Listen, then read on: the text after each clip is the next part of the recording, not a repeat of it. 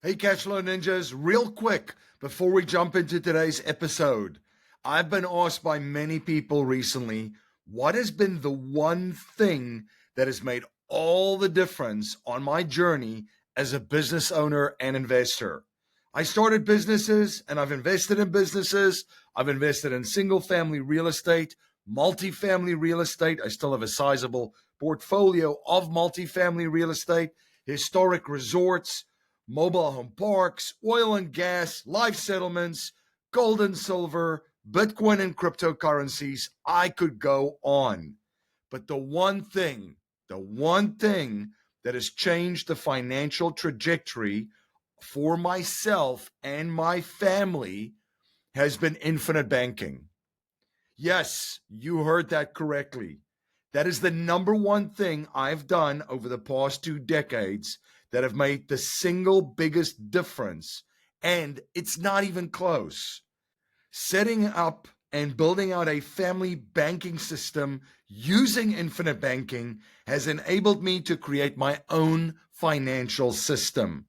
This year, it has allowed me to focus and not pay attention to all the chaos in the global economy and global financial markets. I really don't pay attention to all the noise about tariffs, trade wars, markets violently going down and then going back up, or interest rates skyrocketing and wrecking real estate deals and other alternative investment deals. Do not be beholden to other systems. Create your own system. If you're interested in working with me and my team at Producers Wealth to set up your own banking system or your own business and family banking system, then go to getwealthyforsure.com. That's getwealthyforsure.com. When you go to getwealthyforsure.com, you can request a free copy of my best-selling book, Get Wealthy for Sure. Only pay for shipping. You can also watch all of our presentations and schedule a call to explore infinite banking options with me and my team. You don't have to be powerless amidst the chaos. You too can have a financial strategy that provides certainty, predictability, and clarity. You and your family can also get wealthy for sure. Go to getwealthyforsure.com to start your journey today. The world is going through changes. Changes happening at a speed that we have never seen before. This is leading to disruption, chaos, panic, fear, hysteria, and a turbulent economy and marketplace. How do you protect your wealth in a turbulent world? How do you invest for cash flow in alternative assets to escape the rat race in times of uncertainty? How do you decentralize yourself, your family, your community, your business, and your investments to become sovereign and escape the matrix? If you are looking for strategies, tactics, and techniques to escape the rat race and matrix, you are in the right place.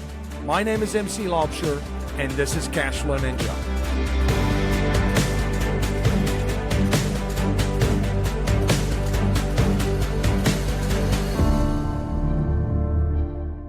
This is Cashflow Ninja. I'm MC Laubscher. Thank you so much for joining me for another episode and spending your most valuable resource, your time, once again with me on the show. Everything Cashflow Ninja is at cashflowninja.com. Cashflowninja.com. We've got over 1,000 podcast episodes, 4 books, reports, webinars, and much, much more, all at cashflowninja.com. And don't forget to subscribe to the #1 newsletter in the alternative wealth strategy and alternative asset investing space, the Wealth Dojo. You can subscribe to the Wealth Dojo by going to cashflowninja.com/subscribe. I've got a fantastic show for you today. I'm joined by Tom Dunkel with Eagle Capital Investments. Tom, it's great to see you.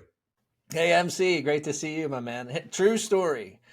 I was head down working on something. I look at my calendar. I'm like, oh, man, another podcast. Because I've done a lot of podcast interviews. And then when I saw it was you, I was like psyched. I was like, this is going to be a great conversation. I love talking to MC. So it's good to be with you, my man. Yeah, always appreciate our conversations in person, Yeah. which is fantastic, or online. So our listeners and viewers get to listen in today, so they're in for a real treat. For folks that don't know who you are and what you do, could you please share a little bit about your background and journey? Yeah, sure. I'll try to keep it brief. I'm solidly into my 50s now, so I'm tending to get a little long-winded in my older age here. But yeah, basically, MC, I got out of business school in the mid 90s. Went into mergers and acquisitions in the aerospace industry. So I really learned a ton about structuring deals, running models, doing the projections, raising the capital. So, these were big deals. 25, 50, 120 million, I think was our biggest acquisition. And so, these are really high achieving, high level, smart finance people. So like my models and like the presentations that I helped the leadership team develop to go out and, line up the debt financing and line up the private equity, it had to be really good. So I definitely, learned early on how to do that stuff at a high level, which was great because I still use those skills to this day. But fast forward from there, I had moved around a couple places. 2006, I ended up getting fired from my corporate finance job, and back at that time, it was the internet bubble had burst a couple years earlier, and there was a lot of flux going on. And I think I had to move jobs like 3 times in 4 years or something. And I was like, you know what, this is not making sense anymore, right? The old definition of insanity. Yep. So I was like, hey, you know what, this is the kick in the pants that I need to go out and really start my entrepreneurial career, which was something that I had been wanting to do. But when's a good time to do that? When you've got young kids at home and you're making a nice salary, you got the golden handcuffs. I was a VP at a publicly traded company, and so anyway, so that really kind of thrust me out into the entrepreneurial world, which was tough. It was, even though I had a great education, great experience, it's a completely different world when you're the guy and you're the leader and you got to put the team together and you got to come up with the strategy and you got to execute. So those first few years were challenging because of that, and then throw into the mix that the Great Recession comes along, 2008, 2009. And so, yeah, it was a tough first few years. I had built up a nice little war chest of capital. I thought I was going to go build my real estate empire and, just blew through all that money those first few years. But I was not going to be, deterred. I was determined to, to keep forging ahead. So it was around that time. We were just talking before we hit record about our mutual friend, Dave.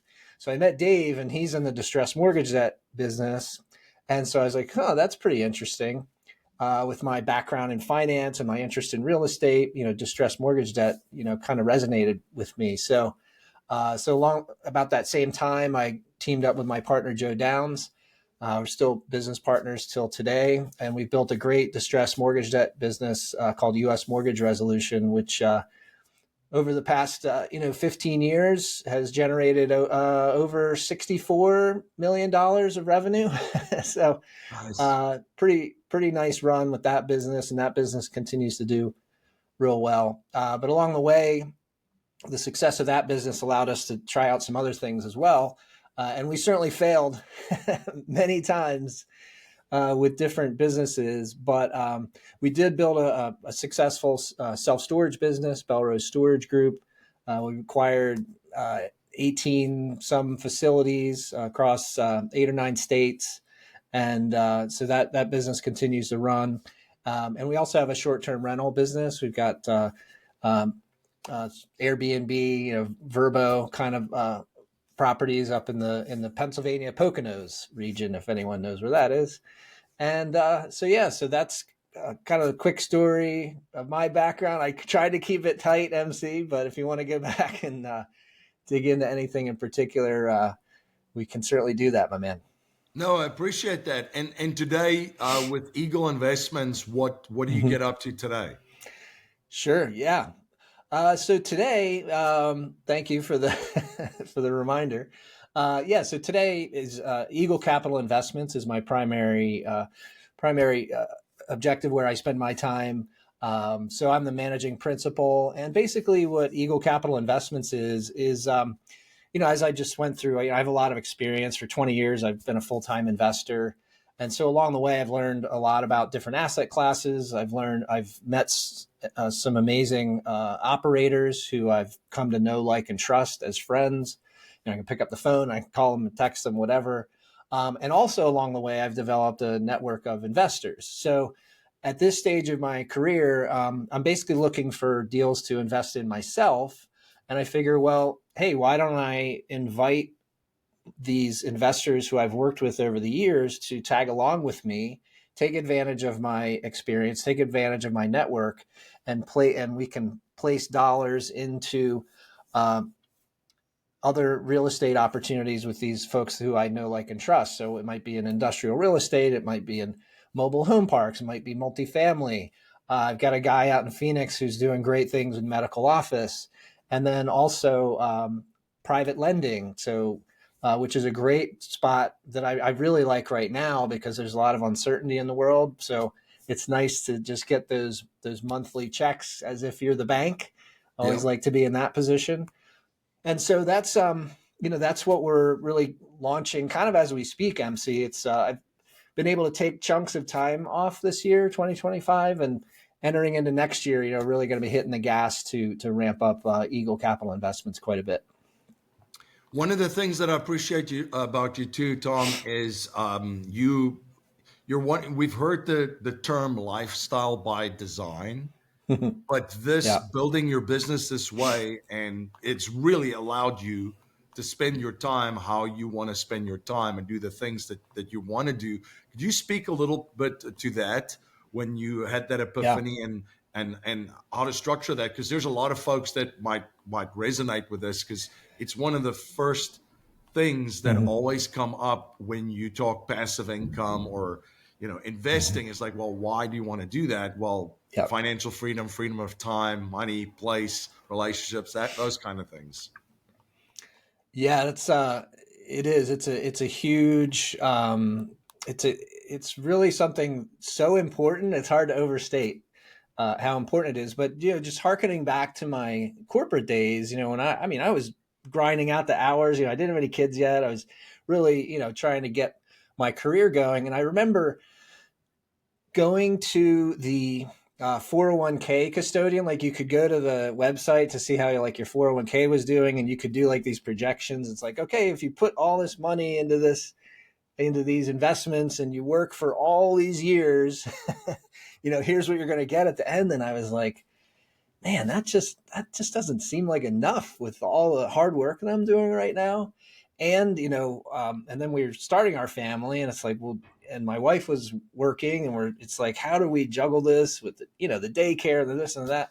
And so when I did get the boot in 2006, I was like, okay, this not only gives me the opportunity to uh, build out my own business, but to really build out my own life, because now I can, since I am running the business, and I'm certainly putting in plenty of energy into the business, I can still peel off and go to my kids' football game, or go watch my daughter in the talent show, or volunteer at their school, or my son was an Eagle Scout, so we got to do that whole journey through scouting together. And and along the way, there's a guy named Darren Hardy, who's like a personal development guy, and he said something that just really brought all of this into very clear focus for me, which was, before you build your business plan, you have to build your life plan. And you got to make sure then that your business plan fits in with your life plan. And so when I heard that, I was like, yes, that is really what it's all about. And so, it was funny, in the early years of US mortgage resolution, Joe has young kids too. In fact, his kids are younger than my kids. And so we had multiple uh, conversations on the phone, like at night, like 9 o'clock at night, 10 o'clock at night, after the kids go to bed. And I can't tell you how many calls we've had where kids have been crying in the background, or dogs barking, whatever it was. But Yep. that's what was important to us. And I think to be honest, I think that's why our partnership has lasted as long as it has. I mean, 15 years is longer than a lot of relationships, Yeah. personal, business, or otherwise. So I think it's because we had that, kind of base level values and understanding that, yes, we're very ambitious. We want to accomplish, but it has to work within the context of our overall life plan. Yeah, so you want to make sure. I mean, I love just how you put it. Get your life plan first in front of your Mm-hmm. business plan, and that's a hard lesson that I personally learned too. Right. So when I Yeah. first started to build my business, it's like all hands on deck, and you're diving in, and like Mm-hmm. 1 or 2 years in, you're like, did I just build a prison for myself? And I was trying to escape from that Right. prison. And then I had to rip Yes. everything down again and rebuild it so that, now I could coach my kids' Yeah. sports, Yeah. and, have that flexibility Mm-hmm. and have the ability to focus on the things that are really important. Hundred So percent. Yeah, I was at an event for capital raisers earlier this year, and of course, you go to those events and they have these amazing speakers on the stage, and they get you all fired up. And so I left that event like, I'm going to raise $50 million next year, which is equal to the total that I've raised in my entire career, 50 million. And so I get home and I'm like going through like, okay, what do I need to do to raise $50 million? Because I'm trying to keep the team small. Basically it's just me. My wife helps out. I've got, a couple assistants here and there, but for the most part, it's just me. I'm like doing the math, looking at the, well, if I do this many calls and convert that many and and I'm like, man, I don't want to work that hard. To be really freaking honest, I'm like, I don't want to work that hard. So I flipped it around and I looked at it the other way. I said, okay, if I want to do, if I want to max out at X number of investor calls each week and X number of sponsor calls, looking at deals each week, then what does that business look like? And so I kind of backed into what that looked like. And I was like, okay, that's still pretty cool. We could have a nice little lifestyle business doing that. But it was that inversion, flipping it around and looking at it differently through a different lens is what really saved me from, making a mistake or just getting a little too out over my skis. yeah, no, absolutely. I love always asking you about your experience. So 2008, 2009, 2010, there's lessons to be learned there. Because what's the saying? It's like when a Mhm. man with money meets a man with experience, the man with experience leaves with the money, and the man with money leaves with an experience. I've never But heard that, but that's pretty accurate. yeah, so I always like to ask, what were some of the things that you saw that worked, like that people that did Hmm. really well during tough times, and that what were some of the things that people did that kind of put them in a very, very bad spot before, during, and after that time? Yeah, that's such a good question, and I'm still learning lessons to this day. But back then it was, I guess the one thing that I saw people doing on the good side of the ledger was, they kept being engaged with the market. They kept being realistic, and they kept doing deals.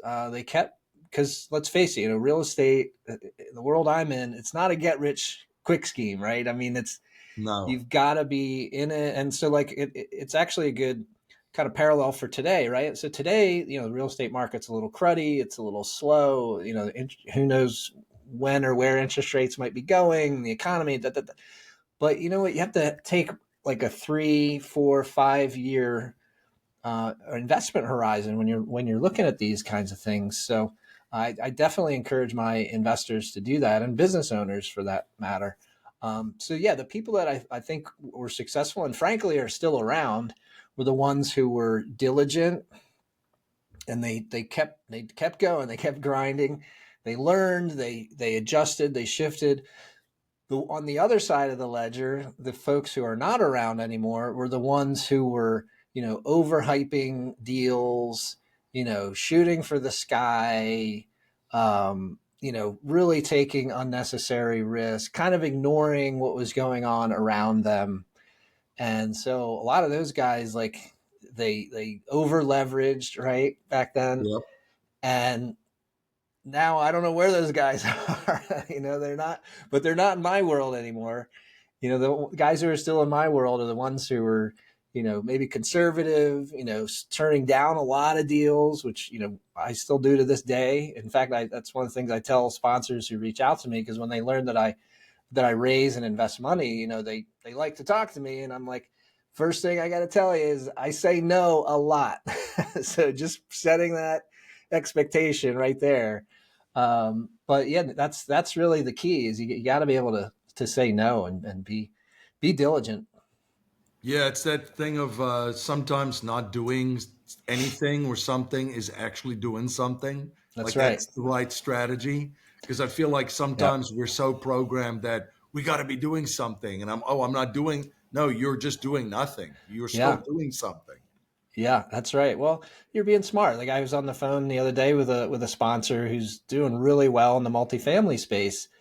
And we were talking. I said, well, how has this year been for you? He said, we didn't buy anything this year because things have just been dicey, right? And Yeah. so, and I can tell you from our own experience on the storage side of our companies, like we bought some properties, probably at the top of the market a few years ago, and we're doing our best to kind of grind through with those. But we said no a lot back then. Well, I guess we should have said no even more. Right. Because now we've properties, and they're going to be fine because we got that long time horizon. But it hasn't been easy. We've had to struggle through sort of the downswing in the market, but that's just it's just the nature of the game. Yeah. Let's talk a little bit about the asset classes. You mentioned distressed Mhm. mortgage debt. You've Mhm. mentioned Yeah. self-storage, multifamily. What are some of the asset classes that you look at, that you've participated in, that you find interesting? Sure. Well, as I mentioned a little earlier, private lending, I think, is a great kind of baseline investment to have in a portfolio, because you're in first position, so you have amazing capital preservation, right? So the value of the property is going to be way more than what you've loaned against it. Yeah. So you have that security, and then you're getting the monthly checks, and so you're in the shoes of the bank, and that's just a position I really like to be in. Um, as far as other like macro trends, right? Like, so home affordability is a real challenge in our country these days, and so um, I have sponsors who I've come to know, like, and trust over the years, who are playing that angle, but a little bit differently. So, like, for example, I have a couple of guys in the mobile home park space, and mobile home Mm, parks are great because it's a low uh, cost of entry for a family, and they tend to stick around. It's not a big property, so it's not hard for them to keep up, and that sort of thing. So I really like that space. The other one I have, that I've actually been investing in for a long time, but it's just it's just now kind of coming to the forefront in this whole affordability crisis, is cohabitation. mm. So I have a couple of guys who I work with, I've worked with for years. One's a new guy I'm still kind of vetting, but what they do is they'll buy a property and they'll rent it out by the room. And so it's perfect for people who might be on a fixed income, Social Security or disability. They're furnished, so it's an easy kind of apartment type situation, but it's more residential, and it's not a huge building. A lot of these might be 3 or 4 bedroom homes that are converted into these cohabitation situations. And so if you're renting out 3 or 4 rooms, you can get more rent from those 3 or 4 rooms than if you rented the whole house uh, by itself to like one tenant kind of thing. So I really like that area as well. Again, kind of a macro trend that's going to be around for a while. I mean, home Yeah. affordability, it's been an issue for a long time, and I think it's going to continue to be. Um, and then, of course, multifamily. I think like B and C level multifamily properties that are in solid markets.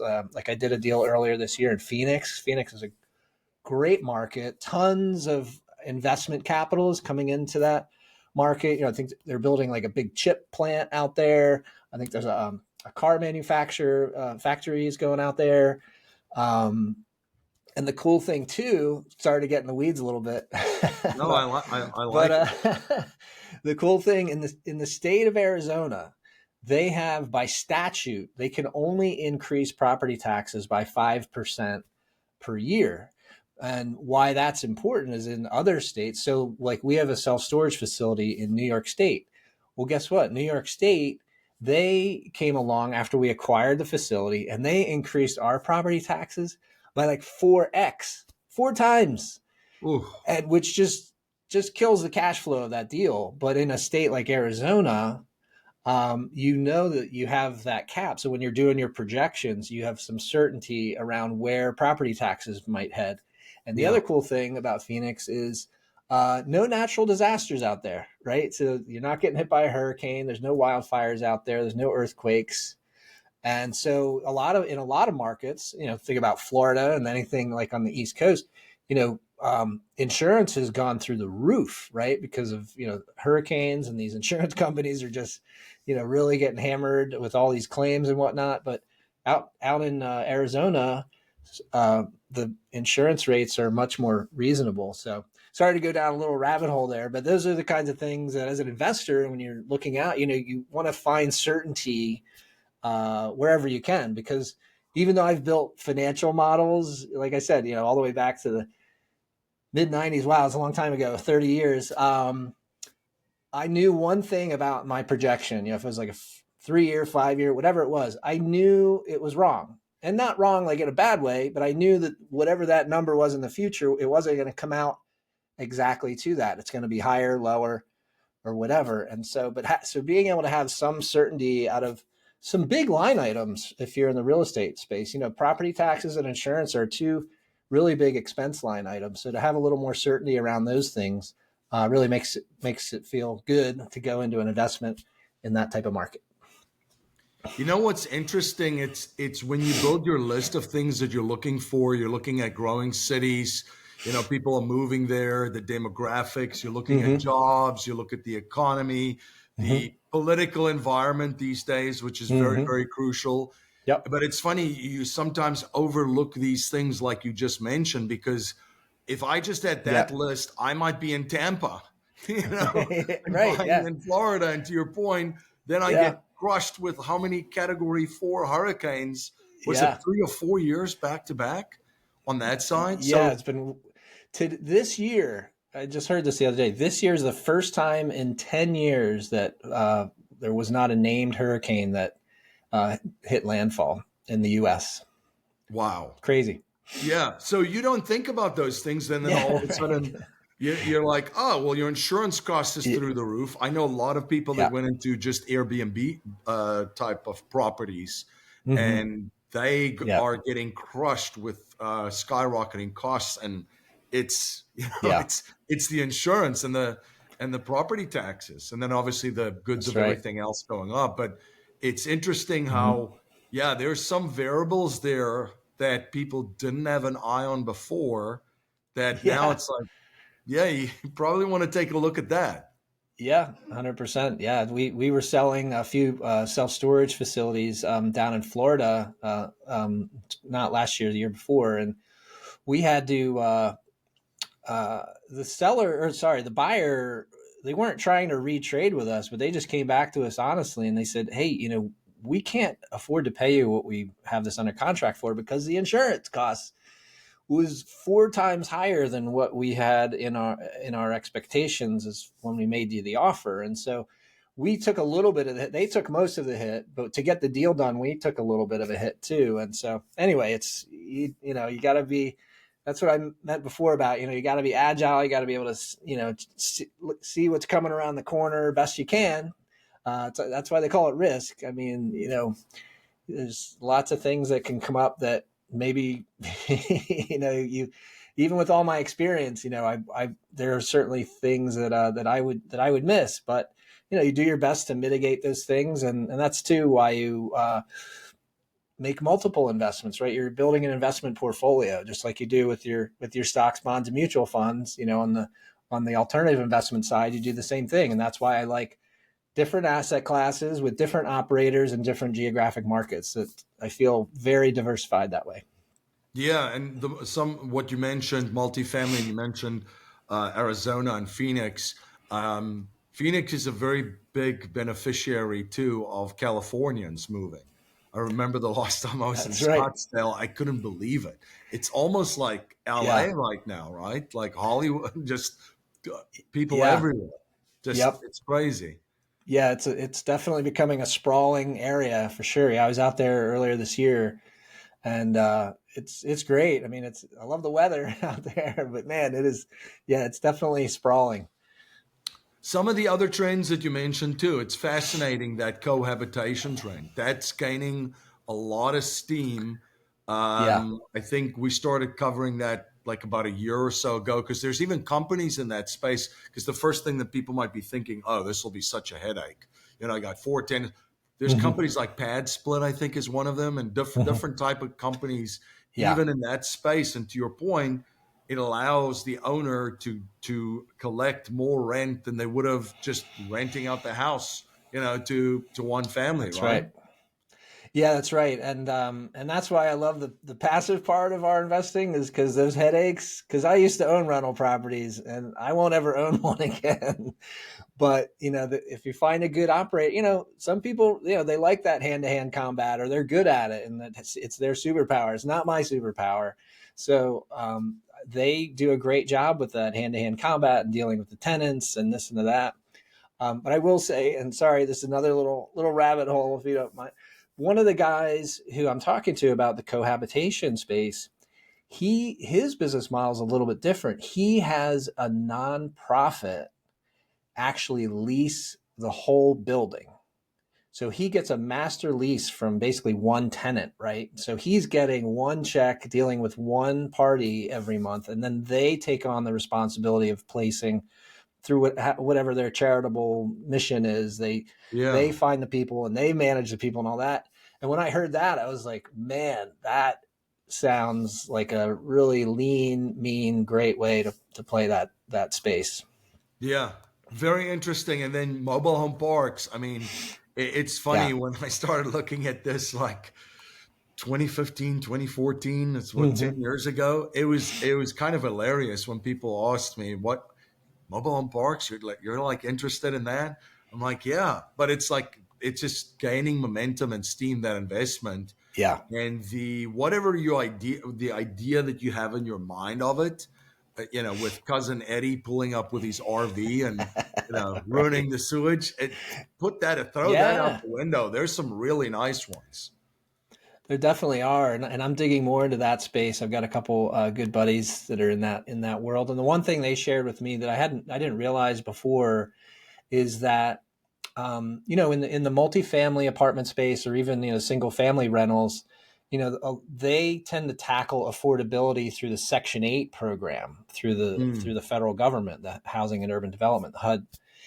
And so it's not truly affordable housing because the tenant pays something, maybe, and then the government pays something, maybe. yeah, Don't get me started. That's a whole other rabbit hole I could go down, but I'm not going there. But on the mobile home park side of things, it truly is affordable. There is none of this, subsidizing, right? So that gives you a much more reliable tenant. And the other thing too, right?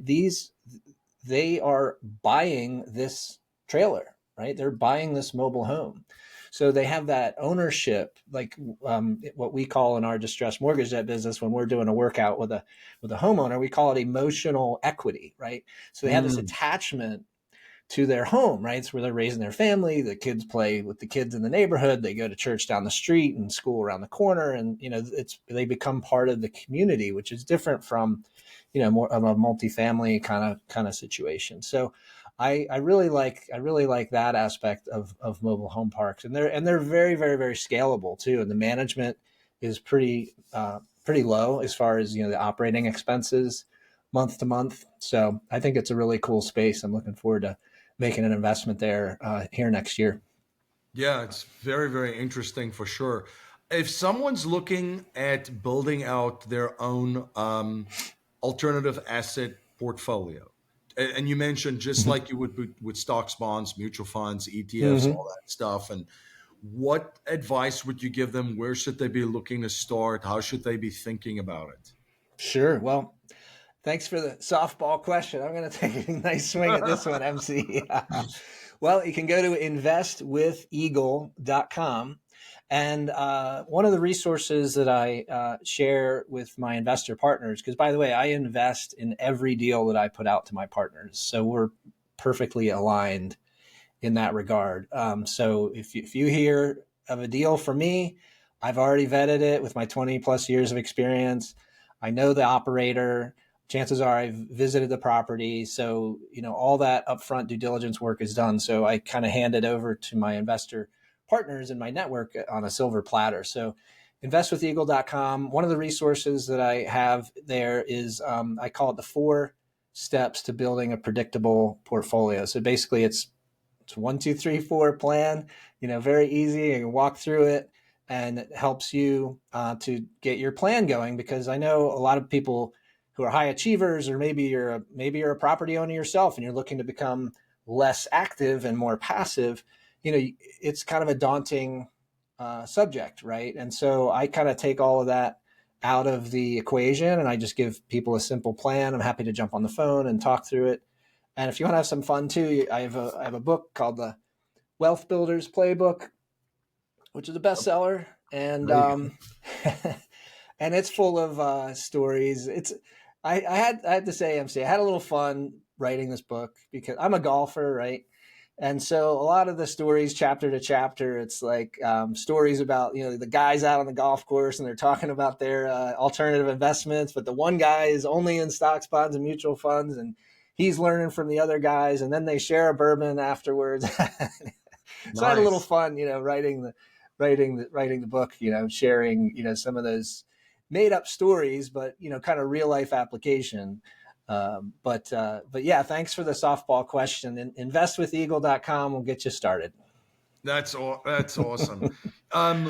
Tell me a little bit about things that you're looking at for 2026. We're coming right up at the end of the year. Mm-hmm. Some things that you're mindful of that you see that those might be potential threats and impact what I do, and then also on the flip side, what are some of the things that excite you that you look at as opportunities?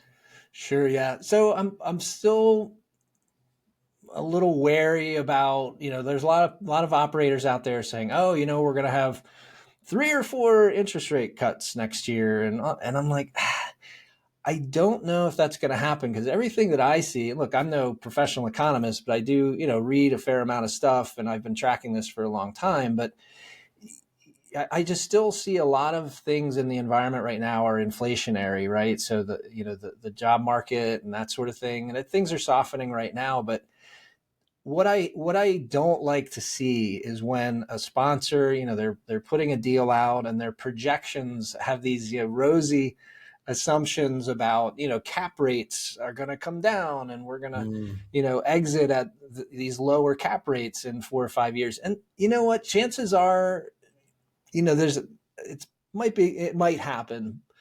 But I'm, especially at this point in my career, I tend to be, a lot more conservative, right? And so that's one way sponsors can really tweak their return expectations, their return numbers in their offering documents, is by playing with that exit cap rate assumption. When you sell the property in 4 or 5 years, if you tweak that by 100 basis points or something, you can really juice the returns. And so that's one of the things I always play with is, if the cap rates are not what they expect them to be out in that time, I run some sensitivity analysis and I figure, okay, well, if their assumption is wrong and it really ends up down here, am I still okay with that kind of return? So anyway, just something that I am keeping an eye on these days. And then the other thing is, I'm seeing some conflicting information out there about where rents are going. I saw a headline the other day about how multifamily vacancies are like super high. And I'm like, well, how can that be when there's this huge demand for apartments? And so anyway, I'm trying to like sift my way through all that. But if you can find a good market, like we were talking about Phoenix, I'm very happy with the multifamily deal I did out there earlier this year. They're definitely, hitting their numbers, which is great. So I'm looking at that level of detail, but I think that's the other thing about real estate too, is it's definitely market to market, right? So there might be Phoenix might be doing great while Orlando is not doing so great. I don't know, I'm just making that Right. up, but so you got to dig into the market. And actually, another shameless plug, one of the other resources that I offer to my investor partners, and it's talk about in the book, and it also is kind of its standalone ebook, is it's called the Safe Investing Checklist. So SAFE is an acronym. Investing isn't safe, so don't come to me later and say, hey, Dunkel said investing was safe. But if you use the SAFE investing method, you can kind of de-risk some things and go into these deals wide open. So real quick, it's an acronym. S is for sponsor, so that's the guy who's running the deal, what's their background, what's their track record, etc. A is for asset. What is the asset you're investing in? Is it a multifamily apartment? Is it a mobile home park? And you need to be able to explain the asset to your young kid. So if it's something, really complicated, you probably want to let that one pass. F is for financials. Are the financial projections realistic? What are the tax implications? And then for your own personal portfolio, like what percentage of your portfolio would this investment be? Like, are you do you have too much in that basket and maybe need to pull back a little bit? And then E is for exit. How do you get out of this thing? In our world, right, MC, like you can't click and sell your position in some multifamily deal in Phoenix. It just doesn't work that way, right? Yeah. So, like you can sell your shares of stock on Schwab.com. It just doesn't work that way. So you need to go into these investments understanding how long is your money going to be tied up, and what needs to happen for you to get your money back, because that's that's the key thing, right? Which again is why I like these private lending deals right now, is because they're typically a 1-year note, so pretty short, and it's a high rate of interest, so it's high yielding, and you're getting those payments every month, and so you have that security. But anyway, but you also need those longer. That's another part of diversification a lot of people don't talk about is the duration, right? So you want some shorter duration stuff and you want some longer duration stuff, so you get that mix there. But that's what I'm looking for, and I do think this macro trend in the housing affordability is going to continue for the next several years. And we have these entrepreneurs out there, these mobile home park guys and these cohabitation guys that are figuring out these business models that are going to work in that world. And I think it's exciting to kind of keep an eye on that. And so I'll be definitely focusing on learning more about that as we go into next year. Awesome. One more question for you. I always ask our first time guests on the show. We talk a lot about business, Yeah. investing, cash flow on the Cash Flow Ninja. Yeah. But we also talk about legacy and leaving a legacy and living a legacy. So I Yeah. always ask my first time guests, if you cannot pass on any money to future generations and you're only allowed to pass on 3 principles or values to them to help them achieve happiness and success, what would they be? Wow. Okay. That's a heavy question, MC. But I think we kind of touched on it. One is build your life plan first, Hmm. and then fit your business or your career life within your overall life plan. Because let's face it, we're not here for a long time, so we better be here for a good time. And part of a good time is being with being able to spend time with your family and friends. So I was blessed to be able to spend Thanksgiving week, basically driving up and down the East Coast, visiting my son in South Carolina. He's in the Navy, visiting my wife's mother in Savannah, and then visiting my mom and my sister down in Florida, where my daughter was able to fly in and meet up with us. So that's just having that time and geographic freedom is just amazing. I wouldn't trade it for the world. Um, Number two, I would say, you know, there's no easy way through this, right? You're 100% chance you're going to have some kind of disruption, some kind of issue is going to throw you off your path. Like, I don't know, maybe AI or like, the internet bubble burst back then. Sadly, people have a health issue or a family issue, right? So you need to have multiple streams of income, multiple streams of wealth, in addition to the kind of the insurance side of things. So that way, when, not if, but when some kind of disruptive force comes and messes up your plan, you can cruise through it in style because you don't have all of your eggs in one basket. So that would be number two. And then number three is just try stuff.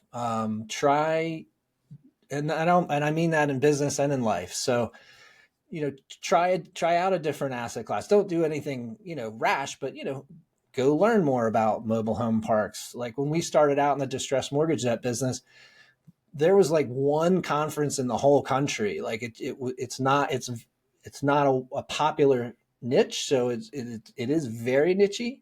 So we had to go out and learn a lot of it just organically ourselves, like digging into it, and so that paid big dividends for sure. But yeah, and then you may know this, MC. I'm not sure if you do or not, but I've been playing music since I was a kid. So one of the things I've been able to do now that my kids are grown up is I joined a rock and roll band a couple years ago. So I've been able to kind of rock out, go back and relive my garage band days from high school, and just have a little fun with that. So have a diverse. That's what life ultimately is, right? It's different experiences. So different business experiences, different family experiences, personal experiences, and that's the other thing that I think high achievers have a tendency to lose track of that. And so I certainly encourage the investors I work with, let's get some passive income going. And then you can go and, pick up the clarinet again, whatever it was, or, try out for a spot in the play in the local theater, whatever it is, just try some, just go try different things. Awesome. Tom, where can, what's that web address again where folks can get in touch with you and connect with you? Yeah, awesome, MC. Yeah, I'm Tom Dunkel. I'm managing principal of Eagle Capital Investments. And you can find out more about me at investwitheagle.com. Investwitheagle.com. Tom, thank you so much for coming on the show and sharing your journey and your knowledge and providing so much value for all of my listeners and viewers. It's a pleasure, MC. Great to see you, bud. And thank you to all of my listeners and my viewers for, again, spending your most valuable resource, your time, once again with me on the show today. Everything Cashflow Ninja is at cashflowninja.com. That's cashflowninja.com. We've got over 1,000 episodes, 4 books, reports, webinars, and much, much more, all at cashflowninja.com. And don't forget to subscribe to the #1 newsletter in the alternative asset investing space and alternative wealth strategy space. It's called the Wealth Dojo. You can subscribe to the Wealth Dojo by going to cashflowninja.com/subscribe. Until next time, live infinitely. This presentation is for educational and informational purposes only. The information being presented and considered does not consider your particular financial objectives or situation, and it does not make personalized recommendations. This material is not intended to replace the advice of a qualified tax and legal advisor or other qualified professionals, and you should not use the information in place of a customized consultation with a licensed professional regarding your specific personal financial objectives, situation, and needs. We believe the information provided is reliable, but we do not guarantee its accuracy, timeliness, or completeness.